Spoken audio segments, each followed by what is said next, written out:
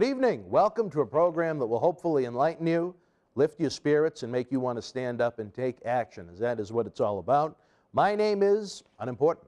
I am a disabled American, like, unfortunately, hundreds of thousands, if not millions of individuals out there, depending upon what their need is. And I have hit rock bottom in life. So I figured what better way to bring some of the issues to light that individuals like myself face is to create a program about it. Oftentimes, the disabled are forgotten about, ignored, pushed off to the side, wait months, if not years, to try and get responses to simple requests that sometimes you might find illegal aliens, welfare recipients receiving, hardworking American people that have had their life beaten out of them, and I, unfortunately, am one of those people. We have decided to take it to the airwaves, social media, YouTube. Check out the graphic on the screen right now. My story is a sad one. I was a physically disabled individual, returned to work to take care of my fiancée and her two wonderful kids, and as a result of a billion-dollar employer's simple error, their even richer insurance company was able to destroy my life, and as a result, destroyed my spine. 2 discs in my back are absolutely destroyed, and I need a spinal fusion. As part of their inside job to try and shut my big mouth, I was, well, no, I wasn't fired. I was actually, after a mediation, I resigned from my job that paid me pretty well for a job that was well done. Despite the physical challenges that I had, I ranked in the top 10 in sales each month throughout New England, not just the site that I worked at north of Boston, as well as working sometimes 60, 70 hours a week, depending upon the company need. I was a very valuable asset to the company, but having an opinion, being able to share that opinion, trying to tell the truth, trying to hold human resources accountable, and then trying to hold a billion-dollar insurance company accountable led to my resignation. And I know the people who are watching this like a hawk know exactly what I mean, which is why I enjoy this so much. But there is quite a story to it. March 18th, 2004, my life fell apart. And then as I was making inroads to improve it, everything in life was looking rosy. Everyone was happy. There were trips to Disney World. All along came May the 18th, 2008. A lot of stories to tell, but more importantly, more than my own story, this show isn't about me. It's about everyone that falls into the category I'm in right now. The reason we are trying to take it to a social platform, so to speak, is we want people's stories, whether you want to come in studio, whether you want to email a story to be read. If you have questions, I know one of the worst things that can happen is, I remember initially, I went to work on March 18th, 2004 as a fully able-bodied guy, and I spent the next 3 weeks at Leahy Clinic in Burlington, Massachusetts. It can be a confusing time. I mean, are you supposed to go to a lawyer? Are you supposed to work for the company you work with? What happens if it's an injury outside of the whole work atmosphere? There are just so many questions. It's very confusing, and it's very nice to have people that are familiar with your circumstances that can be of benefit to you. And that is another reason why we're putting this production together in so many various forms to hopefully reach as many folks as humanly possible. As I said, my life has hit rock bottom through no fault of my own. I went to work to take care of the kids in my life. I went on a walk to stretch out my back. I fell over a broken plastic bootleg speed bump with nails and bolts that went all over the place. Human resources screwed up, and as a result, I'm left in savage, everyday pain. I've lived on a cocktail of narcotics prescribed for the past 9 years now, but that is more than doubled since this instance in 2008 took place. And no one wants to take responsibility for it. Everyone just wants to brush me aside to this group, brush me aside to that group, do this, do that, and then just bear no responsibility for it. When I tried to apply for Mass Health in December of 2011, when I didn't have any income anymore, filled out the paperwork, sent it in. It took 7 months for the state to send me to 2 different state-approved doctors for their evaluation. And in the end, I received a letter in the mail with a denial, not because of any physical ailment or what they perceived to be a non-ailment. It was because after waiting 7 months to send me to these doctors, they realized I made more than $11,000 the previous year. So I have no health insurance. I can't afford the medications that my doctor prescribes to me anymore. I have no income. As you can clearly see, I'm a clearly spoken individual that has a lot to offer to the world, but because of said disability and the issues that go along with it, that being I have 2 herniated discs in my neck, I need a spinal fusion, I have CRPS attacks in my feet. If you don't know what that is, that's probably a good thing. You can Google it. I'm left out to pasture. I have nothing, and to most of the world, I am nothing. And I don't like that, because I'm not nothing. I have value, and hopefully you're going to see that as time goes on. But is this adventure I began today, again, as I feel like I hit rock bottom, and it's a new season with spring here, we invite you into our little home, our little nest, whether it be YouTube, Facebook, Twitter, email, send it along. We want you to be a part of it. We're going to continue to add on to this series, whether they're TV episodes, webisodes, both, and hopefully we can make a difference to get people both. I live just north of Boston, Massachusetts, whether it be politicians in Massachusetts to wake up, people in Washington to wake up. If nothing else, we can make some noise and let our voices be heard, voices that are oftentimes stomped down. My voice is going to be heard because, frankly, I don't give a rat's ass anymore. Everything I've had is gone and been stripped of me. What else do I got? I have time, and I got this camera and this platform to speak to you. So this disabled American approves this message. I look forward to speaking to you soon. If the sky turns black, it don't matter. We know the sun is coming up. Feel so strong, it won't shatter. We were born to run. Sky turn black, it won't matter. Feel so strong, won't shatter. We were born to run. We were born to run. My time, my shine. They think I'm out of my mind. One shot, one line, 2 words she asking my. Welcome back as we continue to bring you realiTV here in this story of what the handicapped, the injured, the disabled to go through. I am looking forward to bringing to you live on this very program the opening of the letter from Social Security Disability. As you can tell, I've lost quite a bit of hair since the first segment. I'm that frazzled, but that's a different story for a different time. I want to see what this bulky envelope has to say about my life, my future, and so on and so forth. We're going to be making some calls to some government agencies that are supposed to provide health care to those that are physically challenged and so on and so forth. I've been battling with them since December of 2011 now, and it's a disgrace. That should be the name of this show. It's a disgrace between the insurance companies that try to screw you over, between the government agencies that are so backed up and overworked and conned by all these scum out there, the illegal aliens that want everything for free, these women that choose to have 9 kids with 9 different fathers. That's not American to me. Send them back where they belong, tie the mother's tube after they have 1 or 2. You know what I mean? We don't need to be supporting the whole world out of our tax dollars, because when I was an able-bodied person, I worked 70 to 80 hours a week, and they took a lot of tax out of my check, believe it or not. And I'm sure you feel the same way if you are a hardworking American individual. That may not come off as politically correct, especially where I'm trying to get the same benefits that these individuals are. But you know what? I feel as if I deserve them, because right now, I'm not an able-bodied person. I can't work 70 hours a week. I am in extreme pain sitting in this chair right now. Never mind the cocktail of narcotics prescribed narcotics I have to take to try and get through the day, amongst other various forms of medication. So, these billion-dollar insurance companies, billion-dollar employer that rake me over the coals, they try to intimidate you, tense you up, scare you, use things to your advantage. Let me tell you, when it comes to this show and when it comes to this host, you don't scare a nightmare. How about that for one? I have my good friend, longtime intern Nikolai here. He is monitoring the time of this show right now.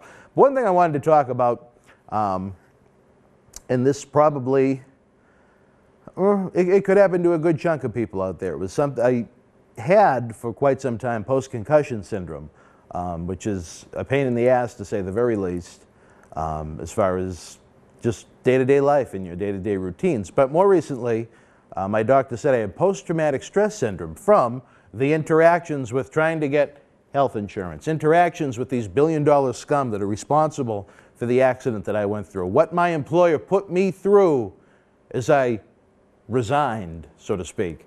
So I just want to let folks know, like I said, this show isn't just for you to play psychiatrist to me as I vent about various subjects.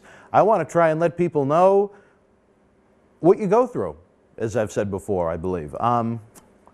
I obviously didn't tape the first segment today, but you know, if you're unfortunately someone that just became injured, whether it be through an accident, something that happened at work, something that went wrong at the hospital, what to expect. Because you know what, it's not a fun adventure. I don't sugarcoat things. I'm too Italian, I don't know how to. But there is no sugarcoating here. I want to go over today post-traumatic stress syndrome. Now usually that sounds like something that someone that had been through a war comes back with. Someone that maybe killed someone in a war overseas or something along those lines. But it can also happen to someone that has gone through something as simple as, you know, having their life decimated by billion-dollar insurance scum. So post-traumatic syndrome, I want to try and run down all of the symptoms, and then I'll reflect upon some of the ones that have indeed affected me on a daily basis, weekly basis, monthly basis. Sometimes they come, they go, but it's interesting, so let's run it down.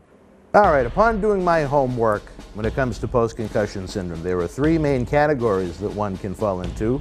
They could fall into 1, 2, all 3. Re-experiencing, avoidance, and hyperarousal. I'm not quite sure how to take that last one, I'll be honest with you, but you know what, we'll go through it anyway. With re-experiencing, one of the symptoms is intrusive recall. Does that happen in this case? Absolutely. I do recall these issues that I've gone through on a very regular basis, unfortunately. Intrusive re-experiencing, I don't know if that means you kind of relive what's gone on in your mind or something along those lines. That has not been an issue for me, but intrusive re-experiencing is also a symptom or something that goes along with post-concussion syndrome. Sleep disturbance and nightmares, my dear Lord. I would be a psychiatrist's dream come true when it comes to this. My sleep has been horrible, going on a decade now. With some of the medications they've given me, if I have a nightmare, it turns into a night terror, which is a much longer version of a nightmare that you just can't seem to wake up from. And I have a much more vivid recollection of them when I wake up, which is kind of funny because leading into the next symptom is dissociative recall. That is a major problem I have. I remember when I first got hurt, I would do some of the strangest things. For example, one time I went downstairs to have orange juice. Got the orange juice out, poured it, but I forgot to get a cup. Things like that. And then you're sitting there and you're confused. Instead of saying, why the hell am I pouring all this orange juice all over the counter and the floor? You're just looking at it going, wait a minute. That's one of the other fun things that comes along with this.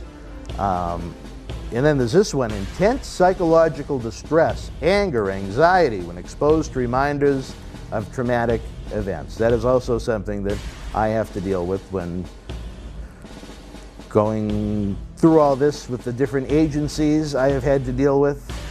Like I said, for a couple of years now especially, it's been very difficult.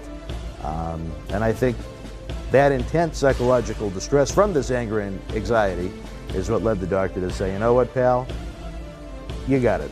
So that's it right there. That's just from the re-experiencing of it. Then you go to avoidance. And a lot of people feel that I am a hermit that just tries to shy away from the world. I shelter my real personality a lot of the time. That's 100% true. Because I don't think people like to sit around and listen to you bitch. And as I sit here bitching right now. But honestly, I mean, you know, sometimes there's only so much you can hear. I remember the first time I was in the hospital, I read a book about, it was actually written by a friend of mine that suffered cancer. And he wrote that, you know, people really don't want to sit around and listen to you bitch. So I don't know if it's a good or a bad thing, because maybe sometimes I haven't been blunt enough in stating what's up. I don't complain about it as much as maybe I should, or I just keep my mouth shut, because how many times a day does people want to listen to me say, my back hurts, my neck hurts, my feet hurt? Well, I'll tell you this, when my CRPS, the complex regional pain syndrome flares up, you're going to hear it, because it's humanly impossible not to. But anyway, avoidance is a big thing. I'm much more antisocial than I used to be. I don't like to talk on the telephone. I keep the ringers on the phones at my home off. And I guess that's part of the reason why.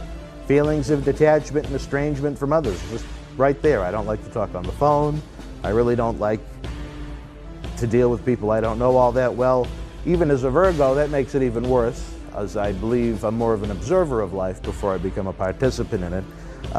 You know, I have to pretend to even like having our intern Nikolai around. He's such a pain, but that's a different story for a different time. We really don't need him around here, but he helps with the lights. Restricted range of effect, numbing. I don't know exactly what that means. I don't usually feel numb, so I'm going to say that that is not a symptom of post-traumatic stress syndrome that has affected me, but it could affect you if you were diagnosed with it from your health physician. Then the third category, the one that piques my curiosity, hyperarousal. Now again, I don't know where to go with hyperarousal. You can take it however you like, you can Google it if you like, but hyperarousal is something that is supposed to, well, it is a possible symptom that goes along with post-traumatic stress syndrome if it's something that you suffer from. With all the medication I take, I'm about as anti-hyperarousal as you could possibly be. But the symptoms include general hyperarousal, sleep disturbance, and nightmares. Like I said, that is something that I have to deal with an awful lot. Irritability, anger, and impulsiveness. When the mood strikes, I can become more irritating than I'd normally be. I usually try to bury my anger and hot-tempered feelings deep inside. And impulsiveness, that's not me. But again, it could be you. I mean, these symptoms aren't just diagnosed for me. This is a general outline for everyone. Aggression. You know, I'm generally very laid back, but when the right buttons are pushed, I can be a very aggressive son of a bitch. And there are several insurance companies that could probably quote me on that. And then exaggerated startle response and general autonomic hyperexcitability. And when I read that one earlier, that one I kind of had to think about too. With all the medication I take, you know, I usually look like I'm one of the walkers from The Walking Dead. But, you know, there are times that, you know, I could be super startled. A problem I have is sometimes it takes a lot to get me angry, get me going, get me wound up, get me all fired up. But a problem I do have is once I do reach that point, it takes a lot for me to wind down. And that's been something that's new. That's something that came along with this post-traumatic stress syndrome. And, you know, it's not a lot of fun. I don't like to be an angry person. I'd rather be the fun, jovial Dan of old, but what are you going to do? Those are the symptoms. And again, if you feel you have some of these symptoms after you've been in an accident, talk to your doctor about it. The sooner you know what's going on with it, especially with any kind of, especially if you had trauma to the brain, a brain injury from a car accident, any kind of accident, we got a concussion or something like that, talk to your doctor ASAP about it and explain what it is you feel. There are great medications for it. I have yet to find one that works for me. because the only decent ones they've given me, I could sleep 16 hours a day. It's ridiculous. I am at this studio usually 5 or 6 days a week, and I can't get out of bed. It's terrible. I mean, you get a good night's sleep, you just don't want to get out of bed the next day. But anyway, those are some things to think about as far as post-traumatic stress syndrome. Like I said, usually you attach PTSD. I said that wrong, didn't I? Wow. See, this is what I mean about the confusion that goes along with it. Post-traumatic stress disorder. No, I did say it right. All right. Pat on the back. Usually someone that comes back from a war, you know, from what they've seen, the flashbacks they have, it's very tough on them, which is why we should always support our troops no matter what your feelings on the war are. They're over there trying to keep us safe. And to come back, you know, not only to try and get used to life again, to try and get into the working world again, but to have that in their head, the post-traumatic stress syndrome and all of these ailments that go along with it, I mean, that certainly deserves even more respect and some sensitivity and patience, because sometimes you have to be patient with someone that has this. I know I've had my moments in the time I have been dealing with this. The only time I really have noticed that I really don't, and I'm good about 99% of the time, is when I have the two little guys with me. My ex's 15 and 7-year-old now. They're the best medicine in the world, and they cost nothing. Well, no, that's not true. They always want a video game, but you know what I mean. It's not like I have to take out a prescription for them. They're just the best in the world, and I hope someday they see this and understand this and say, my God, that's why you were so crazy for so long? Now you have the answer. Crazy isn't the right word. I just say that in pun because I have fun with them.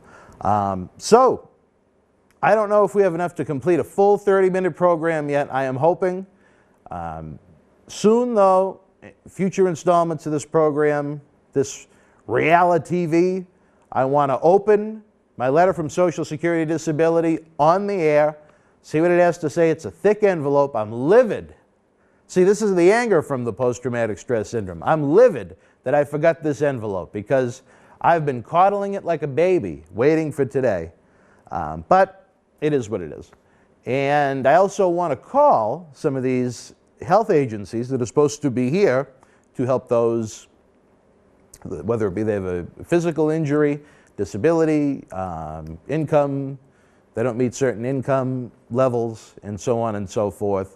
And we'll go from there, because I think I could have a very spirited conversation with them. I want guests. I want guests in the studio. I want people I can talk to. I want people that disagree with me, because, you know, let the post-traumatic syndrome roll. I'm ready to go. Because believe me, when there are these people that are trying to control your life financially, health-wise, and so on and so forth, these scumbags from the insurance company that profit from your injuries and your health declining, that profit from it, come down. They never will. They never will, because they're cowards. That's why we're going to go after them on social media. Facebook, Twitter, things like that. These scumbags are going to be held accountable. You know why? Because I don't have anything else to do. Because they strip me of my health.